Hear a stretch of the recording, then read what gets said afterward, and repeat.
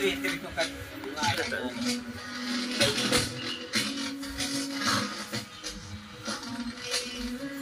magandang araw na naman sa inyong lahat. So dinala sa atin, ganyan yung tunog, basag na basag. Saka pag nilakasan mo, ang hina pa rin. Tapos yan, sabi ko nga sa inyo, basag na basag yung tunog. Yan ang aalamin natin mamaya. So ano pang hinintayin natin? Let's get started.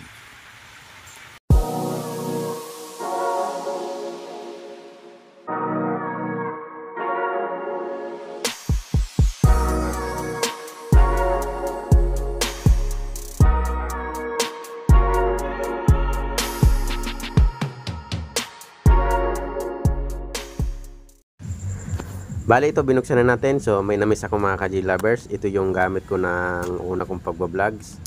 So ito yung multimeter na una kong ginagamit. Bukod pala doon sa vlog. So ito yung ginamit natin na multimeter. Matagal na to sa akin. So subok ko na to. So namiss ko. Kaya ito muna yung ginagamit ko. So una muna natin gagawin ay mag-check tayo ng audio. So mag-audio test tayo.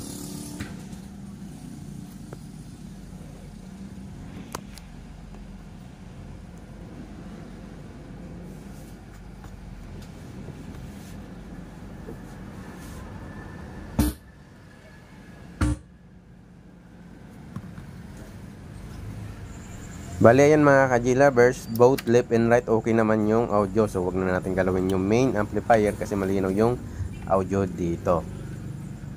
So next natin, sa tone control tayo mga ka-G-Lovers. So sabi ko nga sa iyo, susubukan natin ulit gamitin tong multimeter na to, itong Sotic na to. Kasi sobrang namiss ko to, ilang taon kong bago ko ulit magamit. So sinubukan ko, buti gumana. So nilagyan ko lang siya ng battery ulit na rechargeable, tapos charging board. So okay na ulit. So tara.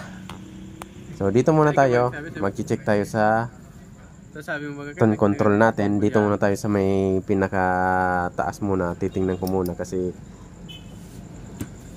parang may nakita kong kinalawang na paa na off amp. So tingnan natin yung voltahe muna, check natin kung normal ba. So naka-ground tayo, test natin. Dapat meron tayong makuhang negative and positive. So gamit ang regulator 8 volts, so mga nasa 8 or 7. Yan, 7, negative 7.8 volts. Tapos sa kabila dapat positive 7.8 din or 8, depende kasi may load na rin. Kasi 8 volts regulator yung ginagamit natin, 7.9, so almost 8 volts. So okay yung supply natin papuntang tone control, so walang problema. Bakit kaya basag yung tunog nito? So kadalasan sa mga ganito, sa mga op amp yung problema. So ginagawa natin, pinapalitan natin ng op amp, okay na siya.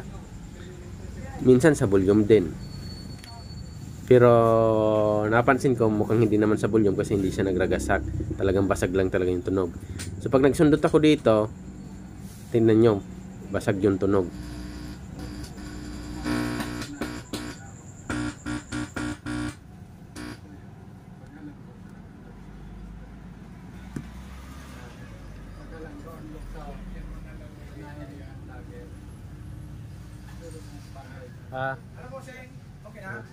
Aday pa. Aday ko pa na ano. Yeah. So bali napansin nyo mga ka-G-Lovers, basag na basag yung tunog ng audio dito sa capacitor na to. So ibig sabihin, doon pa lang sa may bandang baba may problema na. So bago ang lahat, papalitan ko muna tong op amp kasi nakita ko may kalawang yung op amp.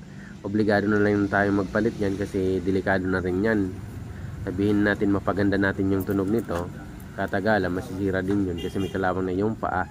So papalitan ko na rin yun. So alam nyo ba yung sinasabi kong op amp na IC?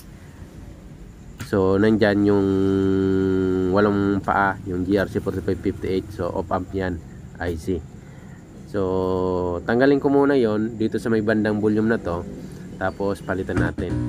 Nung nagsundot tayo dito, malakas naman siya mga ka-G-Lovers, pero may konti siyang parang basag ng konti. So may problema talaga dun sa may bandang baba. Yan, may problema sa bandang baba. So mamaya na natin tong asikasuhin o i-check. Importante muna, ito muna yung bandang taas ko muna aayusin. Tatanggalin ko muna yung off amp doon, yung GRC 4558 at papalitan kasi may kalawang nga yung paa, yung paa niya.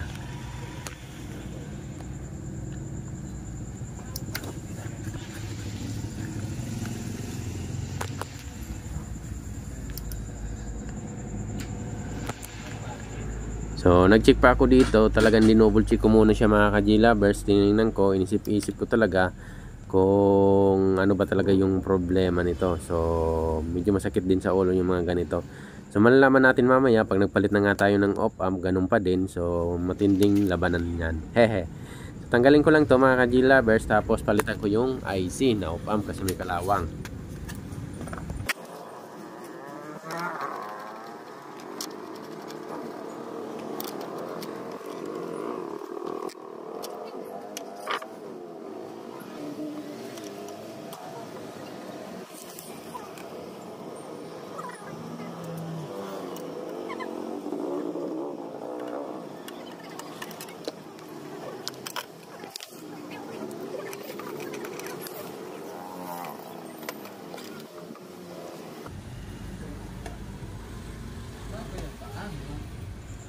So bago ang lahat, chinik ko muna yung voltahe ng op-amp kung ano ba, present ba.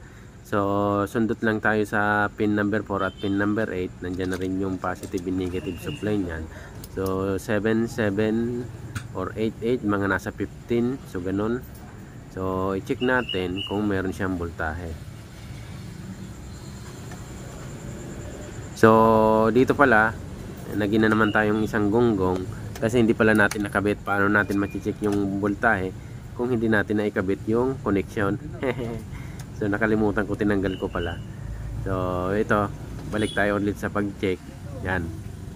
Naikabit na natin ha, 'di ba? Baka sabihin nyo na wala talaga akong masusukat kasi nakatanggal yung connection. So ito na, test na natin mga ka-G-Lovers. Pin number 4 and pin number 8 ng op-amp o GRC 4558. Check natin na tatakpan pala. Dapat may masukat tayong 14 volts or 15 kasi 77 nasa 15 na rin yan. So 15.7. So, ibig sabihin good yung supply, walang problema yung supply. So papalitan ko tong op-amp na to na GRC 4558 kasi nakita ko may kalawang. So basag talaga siya pag ginawa ko mo dito. Saka napakahina yung audio niya. Kahit malakasan mo yung volume, ganun pa rin, napakahina yung volume niya, yung audio niya pala. So obligado na tayo na papalitan ko muna yung GRC 4550 dyan kasi yung isang paa niya sa pin number ano yata yung pin number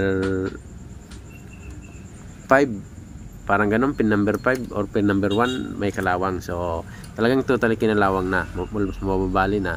Kaya kailangan ko na siyang palitan. So tara, palitan muna natin to. Tapos try natin ulit testingin kung lilinaw ba siya. Pag hindi, baba tayo. Talagang may problema sa baba talaga.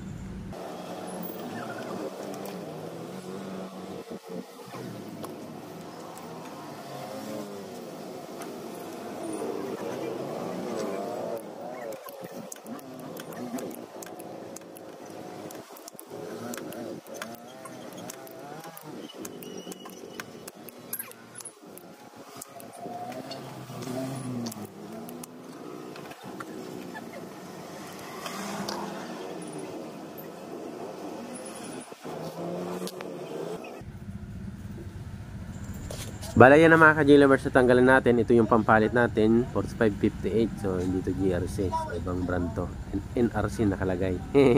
Pero GRC 4558 same lang sila. So walang problema na yan. Meron nga yan F4558. So same lang sila na op-amp. So kabit lang natin dito bago na to mga ka-G-Lovers. Tapos mamaya testingin pa rin natin. So kabit lang natin to. So, pwede pa-promote muna ng channel natin mga ka-G-Lovers kasi habang sinusundan natin to, kung bago pala kayo sa ating channel, please subscribe and pa-hit ng notification bell para updated kayo sa bawat ina-upload ko na video. So, pa-hit na rin ang like button kung nagustuhan nyo yung bawat ina-upload natin. Kung sa FB page nyo napapanood, pa-follow, pa-share, and pa-like na rin. So, pasensya na kung paulit-ulit tayo So sa mga hindi pa na kasi nakapalo or hindi pa nakasubscribe, so pa-subscribe naman and pa-follow. So thank you very much sa lagi niyong pagsubaybay. So ito napalitan na natin. Subukan natin ulit mga ka-G-Lovers. Syempre titistingin natin kung malilinaw na ba. Pero duda ko kasi tinis na natin yung kanina sa may banda baba, talagang doon yung problema. So medyo masakit din sa ulo yung mga ganito, lalo na kung baguhan ka. So try natin ulit.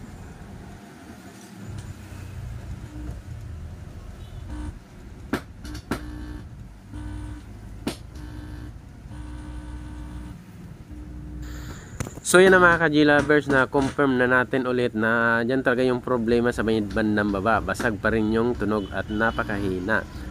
So gagawin natin, baklas ulit tayo, tanggalin natin yung isang board, doon tayo mag-troubleshoot. So baka may problema yung mga op-amp. So titingnan natin, dito sabi ko sa inyo may kalawang na paa. Kaya obligado na ako magpalit. Yan, sabi ko pin number 1 or 5 yata to, hindi ko, parang 4, parang ganun. So basta may kalawang yung paa nya. So baklasin lang natin to, tapos tayo magre-recheck o mag-check dyan.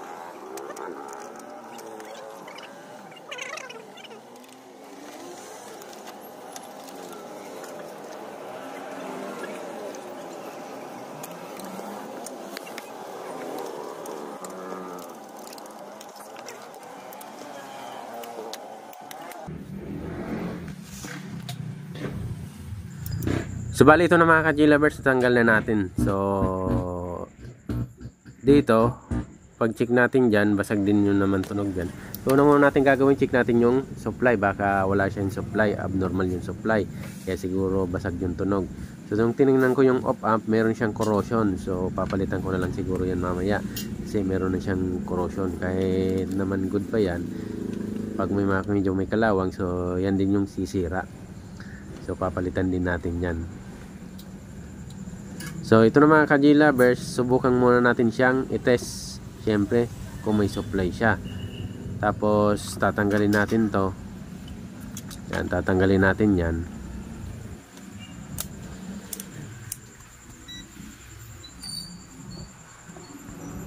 At papalitan natin. So obligado na kasi tayo magpapalit niyan kasi medyo may corrosion at kalawang na rin. So test natin ulit. So nakakamiss talaga yung multimeter na to mga ka-G-Lovers. So talagang ito, matagal ko tong kasama nung nagsisimula pa lang ako na mag-vlog. So subok ko na to. So tinest natin. So meron naman tayong nasusukat na 15 volts o 15.8. So ibig sabihin good yung supply ng GRC 4558 o op-amp natin. Walang problema sa supply, pero basag yung tunog. So ibig sabihin may problema yung GRC 4558 nito. So papalitan lang natin ito mga ka-G-Lovers, tapos testing tayo ulit.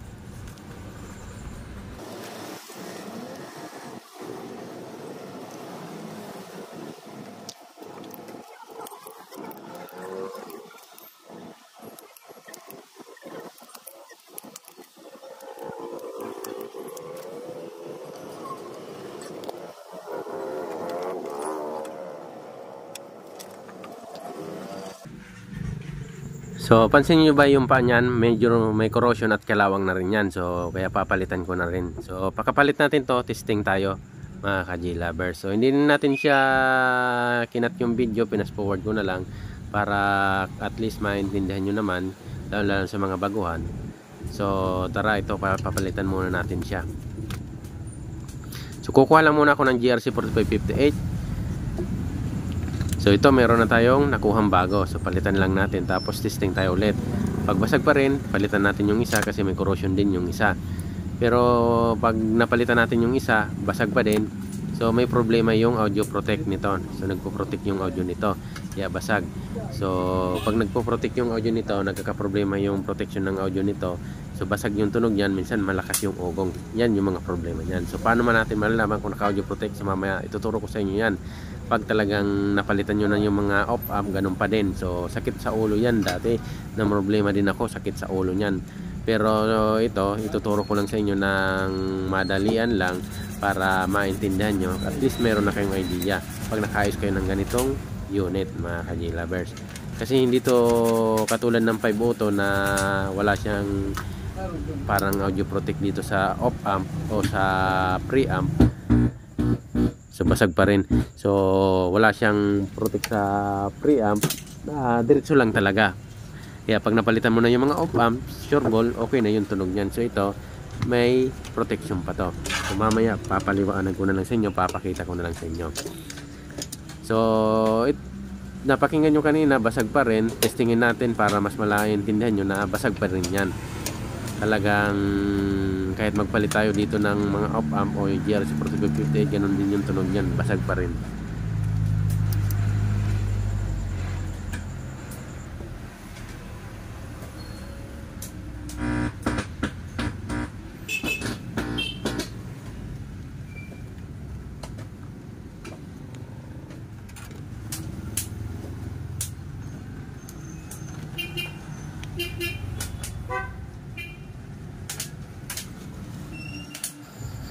Dito, nung pag-testing natin, hindi tumunog kasi wala pa lang yung mga connection, hindi natin na-connect yung mga connection. So, minsan makakalimutin ko rin.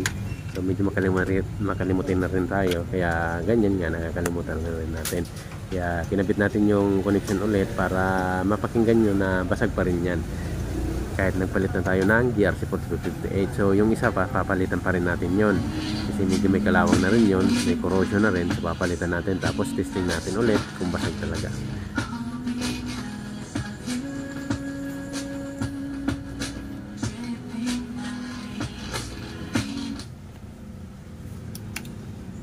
Itong ginagawa natin ay dinidemo ko lang sa inyo na paano natin inaayos. So tayo, mga ganito technician, lalo ng baguhan, so ginagawa natin talaga, pinapalitan natin yung mga op-amp. So ako, pwede ko na rektahin sana tong pagandahin yung tunog. Kaya lang, step by step ko muna sa inyo. Kasi nakita ko may mga kalawang yung op-amp, kaya obligado tayo magpalit ng op-amp. Papalitan natin yung isa pa, tapos testingin natin ulit. So, pagkatapos natin yan, pagbasag pa rin sa audio protect tayo mag-test. So, papakita ko sa inyo kung paano natin papagandahin yung tunog nito.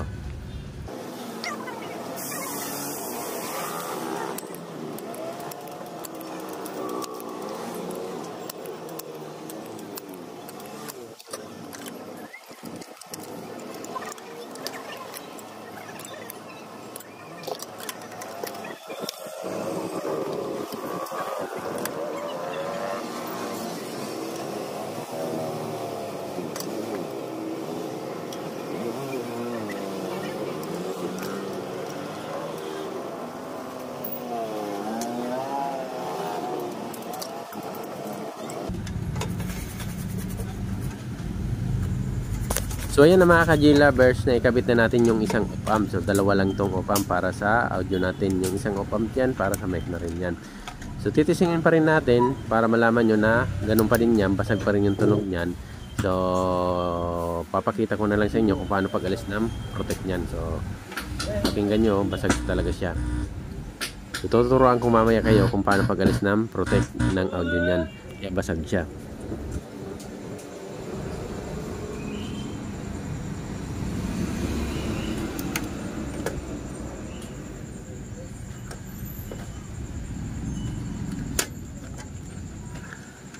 So kita nyo mga ka-J-Lovers, ganun pa rin basag. So dito tayo magpo-focus sa isang parte ng board na to sa may bandang gilid. So naka-protect, so may audio protect dyan. So may ginamit dyan na IC, tapos transistor, tapos mga ibang parts pa rin. So ito. Yan, pag sinuyod natin, yan yung input natin. So may dadaanan muna siya dito na circuit na nagpapa-protect pag may problema. So pag may problema dito, talaga nababasag yung tunog dyan. Tapos minsan maugong, malakas yung ugong o marumi yung tunog. So mga ganyan. So ang gagawin natin, may dalawang paraan tayo para mapalinaw natin to. So unang step mga ka-G lovers, so nagpalit na kayo ng GRC 4558, ganun pa rin basag. So nahihilo na kayo, hindi nyo na makuha yung problema. Talagang nahihirapan na kayo, okay naman yung supply, ganun pa din, basag yung tunog. So dito na kayo mag-proceed. So tuturo ko sa inyo dalawang paraan. Unang paraan mga ka-G lovers, tanggalin niyo yung nasa unahan na capacitor. Yung audio na galing sa pinaka-main amplifier natin, tapos may dinaanan na dalawang capacitor yan, siyempre left and right. So ang gawin nyo, tanggalin nyo to. Yan yung unang paraan. Tapos may isa pang paraan yan, ituturo ko sa inyo mga ka-G lovers, ha. So bali tanggalin na natin tong capacitor. So hindi ko na ipapass forward para maintindihan nyo. Di ba basag kanina, ha? Basag yan. Tapos malalaman nyo, bigla na lang yan lilinaw. Tatanggalin ko lang tong dalawang capacitor. So sana nagigits nyo, naiintindihan nyo. Basta galing siya pinaka main amplifier, tapos papunta na siya dyan sa connection na yan. Tapos ito yung dadaanan niya, capacitor na tong dalawa, papunta dyan sa circuit. Ayan. So ito, yan, tingnan natin yan, ha. Tanggalin natin tong dalawa na to. So ibig sabihin, hindi natin pinadaan dito sa nagpo-protect na audio. So dito sa protection na to. So iwan ko ba't may circuit pa ng ganito. Yung 5 auto walang ganito. Talagang automatic diretso na siya sa off amp natin o sa GRC 4558. Ito may dinaanan pa siya. So hindi ko alam, baka pampaganda siguro ng tunog pa rin to. So ganyan yung design ng amplifier na to. So may ganyan na. So tinanggalan natin yung dalawang capacitor, di ba? Tinanggalan natin na. Tapos testingin natin mga ka-G lovers. Yan.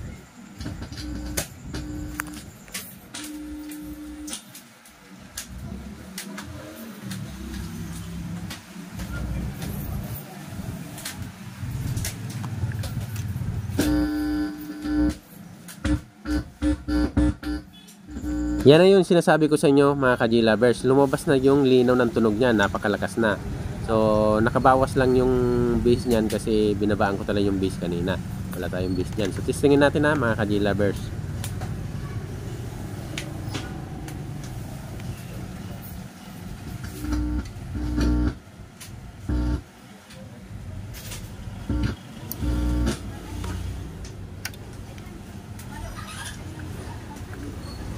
May nakalimutan pala akong yung i-connect to. Ito. Connection yan. Balik lang natin to. So tara, testingin natin ulit.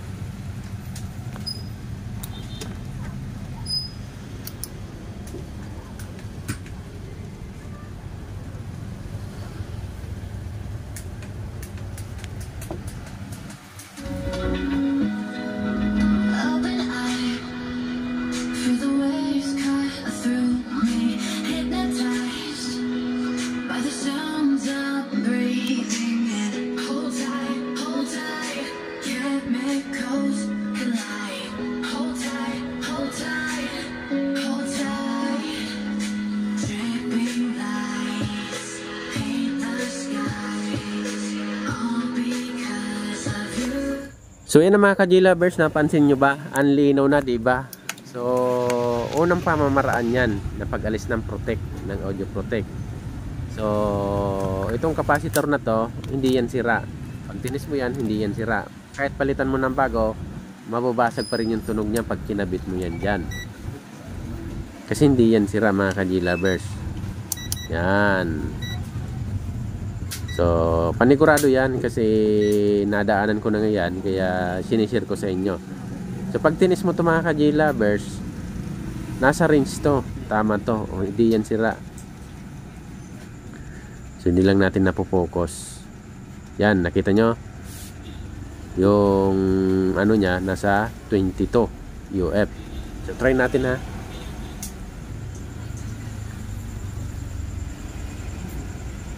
So kakamis talaga yung 22. Ang galing talaga ng Isotec, di ba? Almost accurate. So nakakamis talaga yung multimeter na to. So dito ako naglibang sa multimeter natin na noon. So nabulol pa ako. Ito yung pinaglalaroan ko noon na multimeter. Kasi nagagandahan ako nito. So test natin yung isa. Dapat mayroon tayong masukat na 22, 21, almost 22 UF. Sabi ko sa inyo, good. So balik natin to mga ka-G lovers.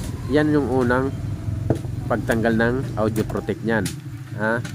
Yung basag, baralgal, tapos maugong, maingay na tunog, maraming tunog. So nakaprotect pala. So kabit natin ulit to mga ka-G lovers. Kabit natin na hindi sira, di ba? Yan, pag tinignan mo yan dyan. So pwede rin, kaya nag-audio protect to, sira tong IC na to. Pero minsan hindi yan sira. Ang kadalasan itong transistor na to, itong C9410, pag tinis mo, good siya, pero pag nasuplayan, bad na siya. So minsan ina-actual ko na lang yan, pinapalitan mga ka-G lovers. So yan yung mga posibilidad tinamaan. Itong IC na to, yan. Tingnan natin yan, LM324N. So pwede yan, tinamaan din yan, yung palitan. Yan, ito na yung capacitor na tinanggal natin. Yan, dalawa. Yan, 22 UF, 50 volts, diba? Balik natin yon. Tapos tuturo ko sa inyo kung paano kapag-alis ng audio protect sa isa pang pamamaraan. Pero kung talagang masipag kayo mag troubleshoot, pwede nyo check nyo na rin yan, tanggalin nyo yung 9410, palitan nyo na rin, tapos yung IC check nyo na rin. So pero kung nagtitipid-tipid din yung may-ari, so ganito, pwede nyo lang tanggalin yung capacitor, malinaw na yan. Or ituturo ko yung isa pang pamamaraan. So kabit natin ulit yung capacitor. Tapos tuturuan ko pa kayo ng isang pamamaraan para mapalinaw natin to. So kabit lang natin yung capacitor So sana nasusundan nyo, naiintindihan nyo yung mga ginagawa natin sa pag-troubleshoot. So alam ko wala pa na siguro naman nagturo nito sa YouTube o sa Facebook ng ganitong pamamaraan. Tinuturo ko sa inyo ba kasi maranasan nyo to, sakit sa ulo to mga ganito mga ka-G lovers. So baka maka-encounter kayo ng ganitong design na hindi tulad ng 5 auto na walang ganyan-ganyan pa. Diretso na kasi yung op-amp yung 5 auto, 6 auto, ganoon na rin. So itong design na to, iwan ko ba't may ganito pang design. So wag natin pakalaman yung ginawa ng engineer nito. May purpose yan kasi mga ka-G lovers. Mali mo, pampalinaw, pampalakas ng tunog. So may purpose din yan. So wala tayong magagawa.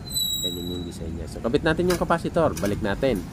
Tapos titestingin natin ulit, mapapakinggan nyo, basag ulit yan.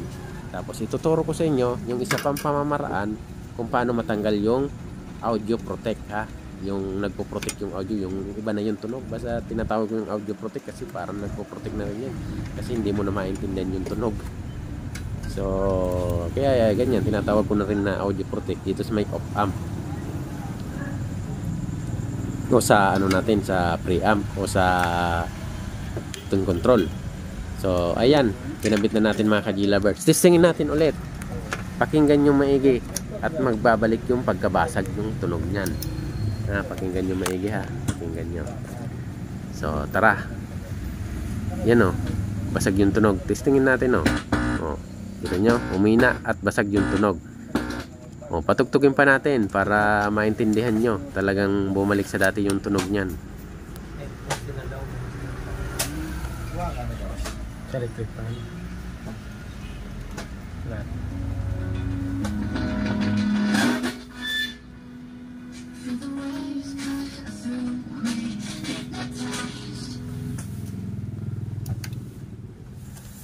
So di ba, napakinggan nyo naman, basag yung tunog ulit, bumalik yung pagkabasag yung tunog. So next naman, yung isa pang solusyon na pwede natin gawin. So kung ayaw nyo tanggalin yung capacitor, may isa pa tayong solusyon. Nakita nyo yung dalawang transistor dyan, yung C9410. Ihang nyo lang yung magkadulo o magkabilaan na paa. Tirahin nyo lang yung gitna. Yan, ihang nyo lang yung dalawang magkabilaan. Yan. Tapos yung pangalong solusyon, kung talagang masipag-sipag kayo, troubleshoot nyo na lang. So pwedeng sira yung 9014 o yung IC, o pwedeng yung signal diode dyan o iba pang capacitor. So ito, tinuturo ko lang sa inyo kung paano magtanggal ng audio protect na tinatawag ko. So tanggalin natin yung magkabilaan na paa ng 9014. Si 9014 yan ha. So hindi natin i-escape. So kita nyo naman, napakinggan nyo naman, bumalik yung pagkabasag yung tunog. Yan, tanggalin lang natin. Saka wala pa kayong mapapakinggan na bass dyan kasi binawasan ko talaga yung bass. So nag-audio test kasi ako. Pag nag-audio test ako minsan inaalisan ko talaga ng bass para iwas sira din ng speaker natin, para hindi masyado malakas yung bass. So pag maganda na yung tunog, napatunog-tunog natin na maganda na, so pwede na natin ilagyan ng bass. So pag okay na talaga, pag alam natin okay, so binabawasan ko yung bass. Minsan yung treble binabawasan ko, tapos yung mid binabawasan ko. Talagang pa nagto-troubleshoot kasi pag nag-audio test ako, nga sinasabi ko sa inyo, minsan pag malakas talaga yung bass, magugulat na lang kayo, basta iba yung lakas, kaya tinatanggalan ko ng bass. So yan, inalis lang natin yung magkabilaan na paa mga ka-G-lovers. Siyempre siguro din natin na hindi nakakabit. So ito yung pangalawang solusyon. Yung pangatlong solusyon, kayo nang bahala kasi troubleshooting na yun. Ito troubleshoot nyo na talaga kung anong problema. Hehe. Yan. So dito hindi ko na siya troubleshoot. So hanggang lang dito muna tayo. So tinanggal ko lang ha. So hindi ko na yan ini-skip para mas maintindihan nyo. Diba kanina basag yung tunog pagbalik natin ng capacitor. So nabasag yung tunog. And okay. Siyempre siguro din natin na hindi makakabit. So tinira lang natin yung gitna ng transistor, yung 9014, yung gitna lang. Kasi yung dalawang paa niyan ay kasi yung dalawang paa, yung isang paa naka-ground, yung isa ay para sa triggering. Yan.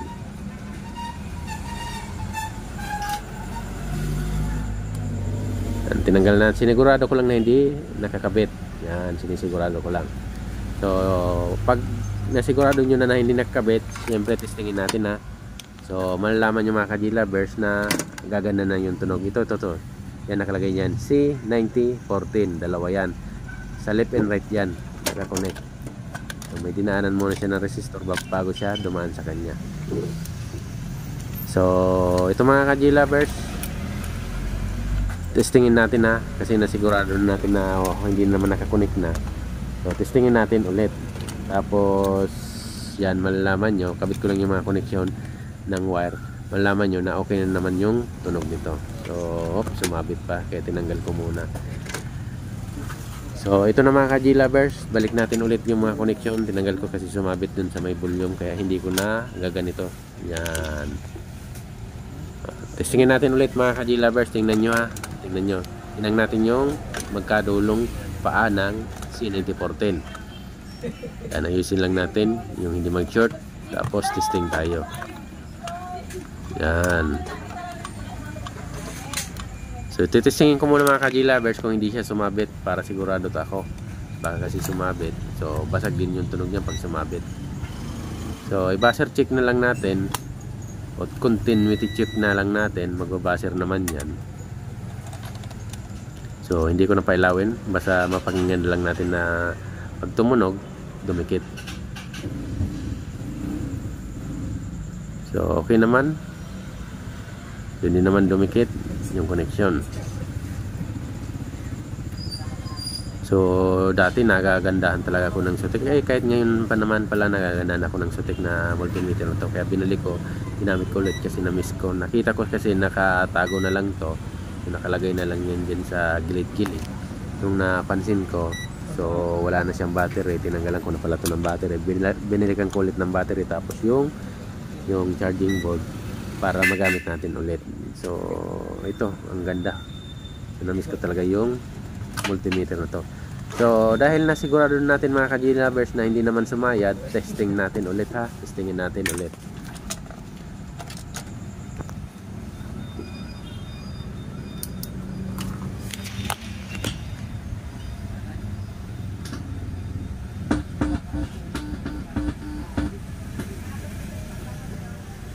Nakita nyo ba, ang linaw na naman at ang lakas. So testing tayo sa sound, testingin natin ulit.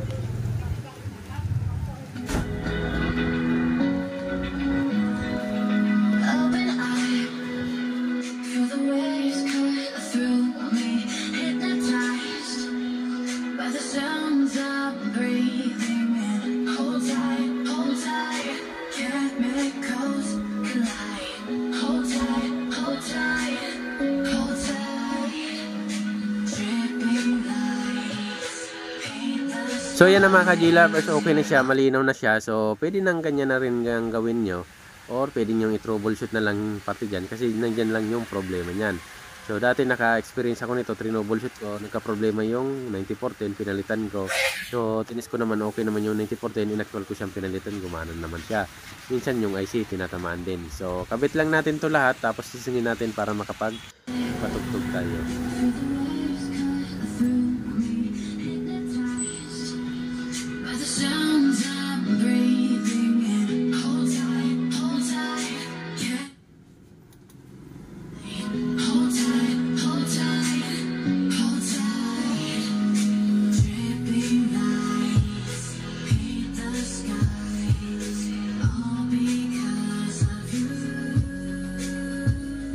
So yan na mga ka-G-Lovers, okay na to. Thank you very much sa lagi niyong pagsubaybay sa ating channel. Maraming salamat sa inyong lahat.